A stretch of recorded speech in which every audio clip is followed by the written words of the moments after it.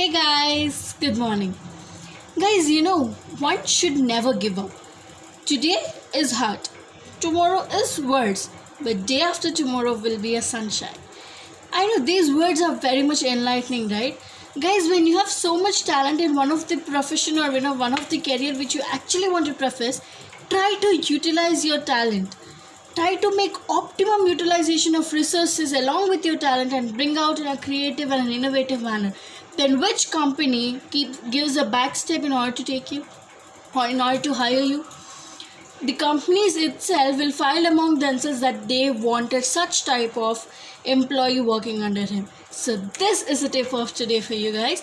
So coming back to the topic, now let us know where did we stop in the last video. We started knowing about what is a business, nature of the business, and the characteristics of business, right? So today, continuing with the same chapter, we're gonna start with the necessity of business.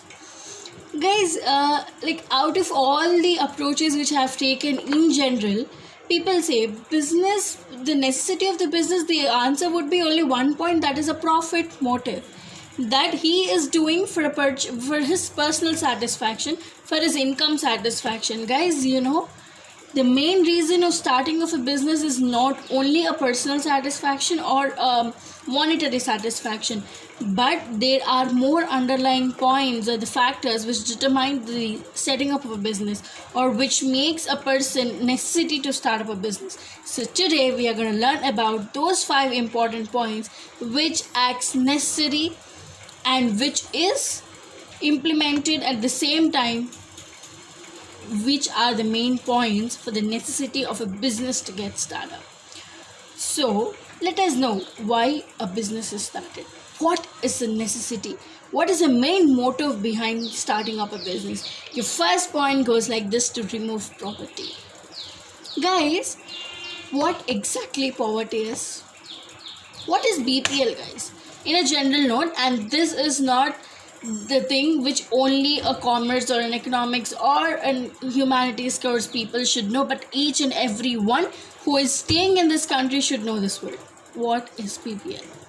BPL is below poverty line. Okay, I have given the abbreviation also, I've given the full form of this acronym also.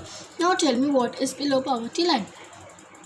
Okay, so below poverty line is when the number of people in a particular country or in a particular state are not able to even satisfy their daily needs, that is at least having a meal 3 times a day, and they're not even able to earn enough money in order to make a living. Those people are considered to be below poverty line. And guys, that is so dreadful for me to say India is having so much people lying below poverty line. Guys, we are the generation. We are the youth icons of tomorrow. Our future entirely depends upon your own thoughts, your own creations. Guys, we are living today because of so many inventors in our past have created so many good things for us to utilize. You have so many scientists, you have so many technological experts, you have so many scientists, and at the same time you have researchers. They had made so much developments with R&D, with the help of R&D, that is research and development. They have developed India to an extent, and still India is a developing country, and now it's our turn to convert India into a developed nation, right? Don't you think it is our responsibility to change in India? To change things which are being practiced from so much time, from the past till now. Don't you think it's our responsibility to change something in this world or to change something in our own country? Guys, staying in a country doesn't itself mean, yes, we are staying in this country, we are the citizens of this country. At the same time, we have been utilizing all the schemes which the Prime Minister, which the President, which the Chief Minister of the respective states gives to us. It is also our liability to pay back something to our own country. That is patriotism. Guys, we are the next generation, right? We are future tomorrow, right? Then we have so many aspirations. Like my aspiration is to become a lawyer.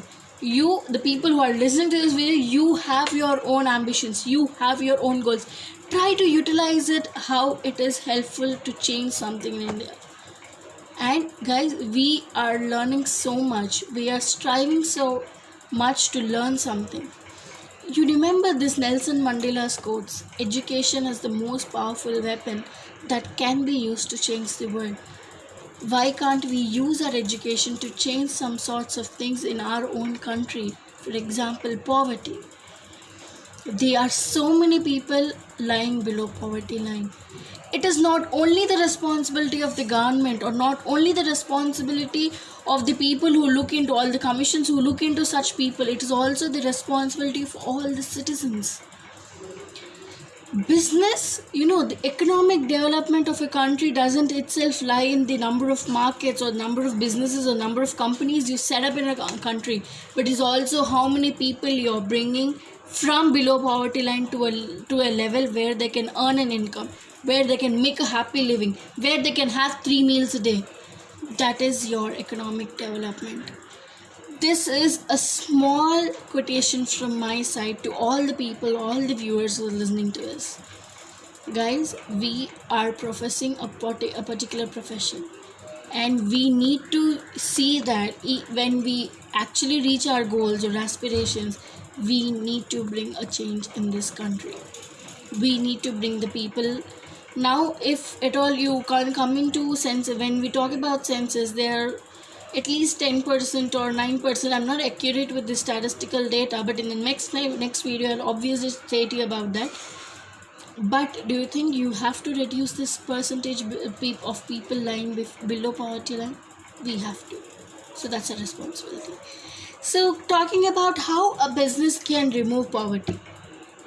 Guys, an industry, trade, or other businesses starting in our country might reduce poverty, because while establishing it, it ensures employment, right?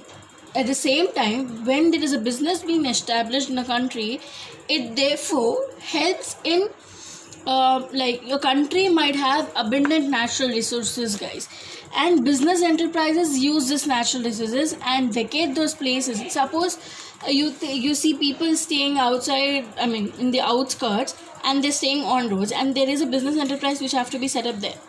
So at that point of time, the business people will talk to those people and move them to and shift them to houses or in a particular area which they allot to them.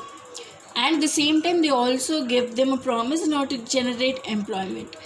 Poverty is not only for the people below poverty line, but also they have to be a food living for the people working in our country or staying in our country. So in this manner, when the business enterprises come up in India or come up in our country, then because of abundant use of natural resources or all the resources, any types of resources which is actually available in our country, will help to increase a per capita income of an individual, right? So even a person who is below poverty line, when he starts employment, then it will increase his per capita income, then that will contribute to the national income, then it will reduce the poverty. He is making his own way to make a living, and that opportunity is created by a business enterprise. That's the reason necessity of a business is also considered to be a main aspect of removing poverty in any country. Coming to the second most important point, and you might have watched so many movies for this points also. The second most important point is to generate employment.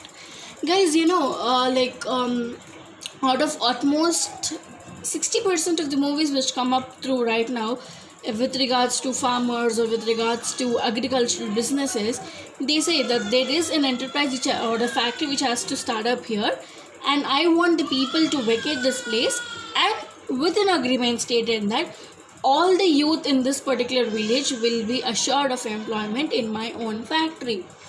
So not only in this circumstances, but any type of circumstances, when a business is set up here or when a factory is set up here, then you need so much labor. I told you India is an abundant source of labor turnover. So when we need so much of labor or workers or employees who are pursuing various types of qualification, all these diverse skills and knowledge will be applicable only to people working in an industry, because an industry at least requires 1000, 2000, 3000. It depends upon the composition and the size of the firm. So it depends upon a factory to generate employment. It generates employment to nearly 5000 to 10,000 people, because it has various branches and it has to fill in all the vacancies in different branches. So that's the reason the main necessity of the business we would consider as generating employment. Third most important point is to improve standard of living. Guys, standard of living, what does it exactly define is increasing purchasing power of the consumers or the customers. So who are consumers and customers is something more crucial, which we are going to deal in the upcoming chapters. But for now and for your understanding purpose, consumers are we who are purchasing the goods.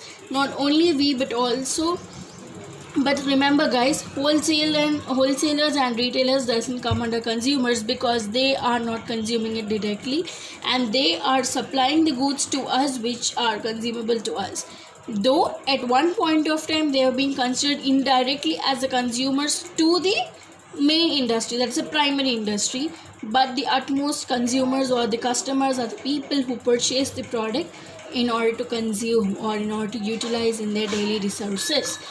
So what is increasing purchasing power? Guys, the business is producing and manufacturing and various types of products and services and being made available to us, and we are buying them. That is a person's purchasing power of buying various products in the market. So in that manner, you are increasing a standard of each and every employee or each and every consumer who is purchasing, right? See, if all the people make a step to purchase a particular brand of shampoo or a particular brand of soap or particular brand of rice, then it is the product's productivity will increase, the product's demand will increase, the price also will increase. At the same time, the purchasing power of all the consumers will also increase, and the main increases of purchasing power lies within the productivity of the industries who are producing or manufacturing this particular products. So that is, it is raising the standard of living of the employees, right?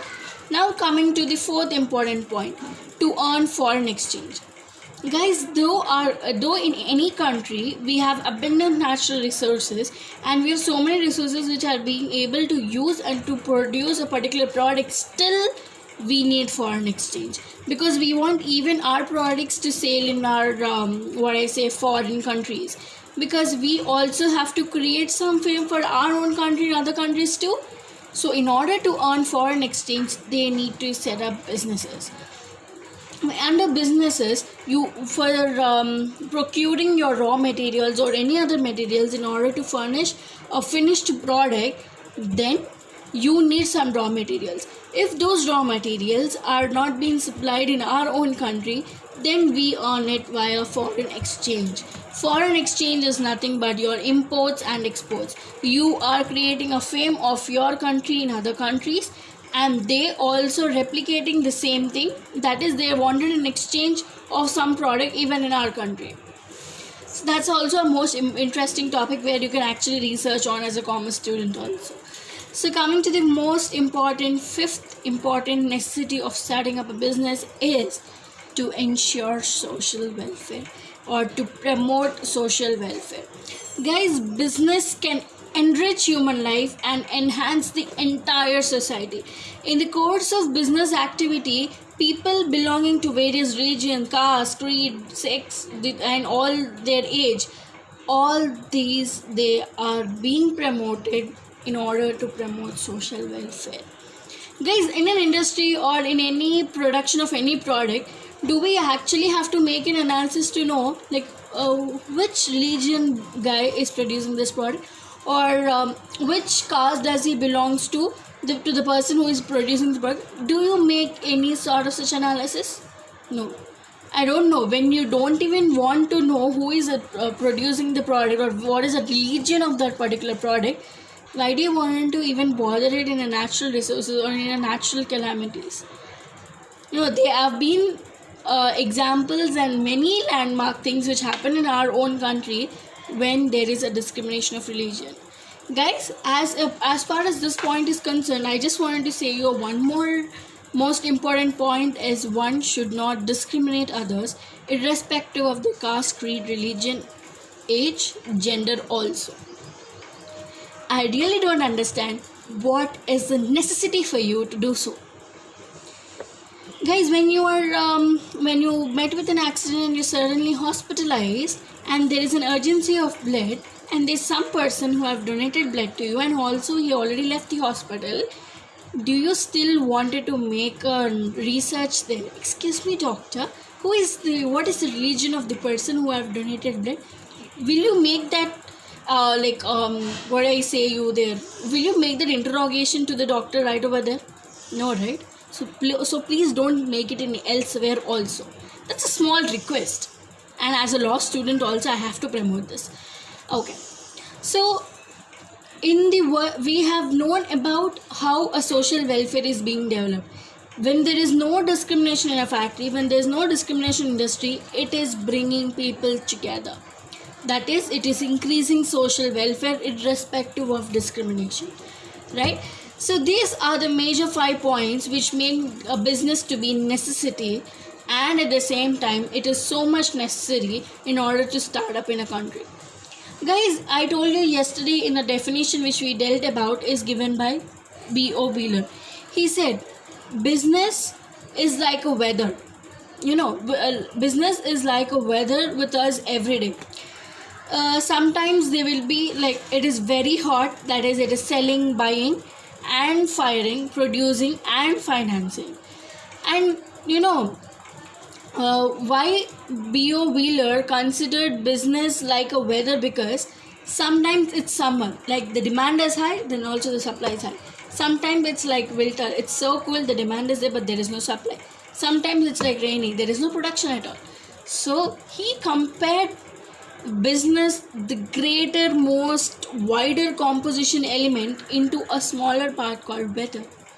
How hypothetical situation he had actually compared to, right? So now let us know why we consider business as an economic activity. We have also already mentioned that as a type of economic activity, business, profession and employment has their own vital importance irrespective of their disadvantages. But why should we consider them as an economic activity is the topic which I didn't deal. So today we're going to deal about why business is considered to be as an economic activity.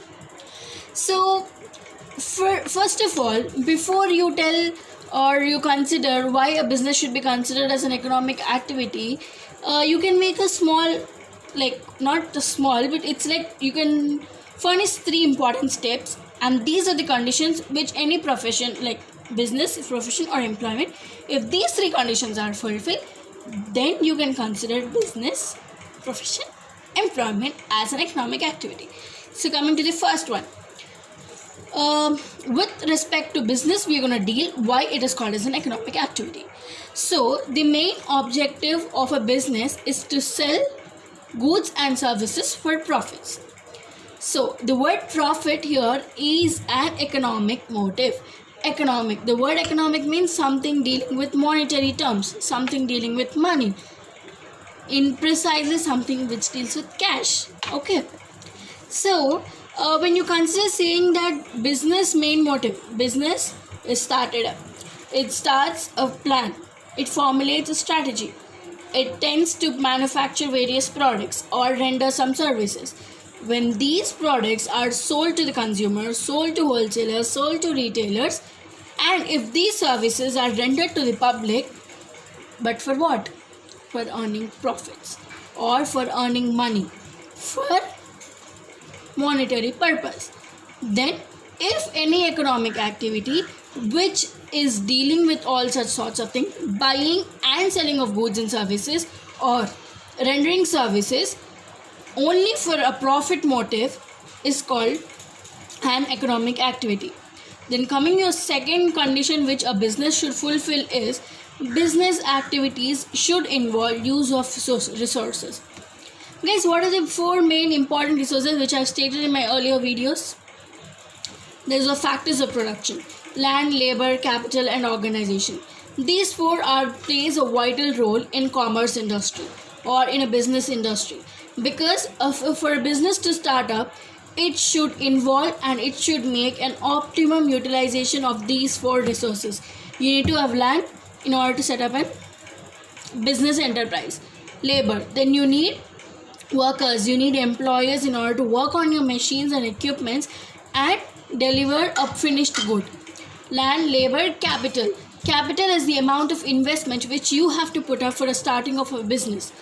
What's your third one? Is your organization. Organization is nothing but your enterprise as a whole, comprising with these three elements of factors of production. So when a business involves utilization of these resources, then it is considered to be called as an economic activity. Then your third is business should business should satisfy the needs of both customers and public and businessman.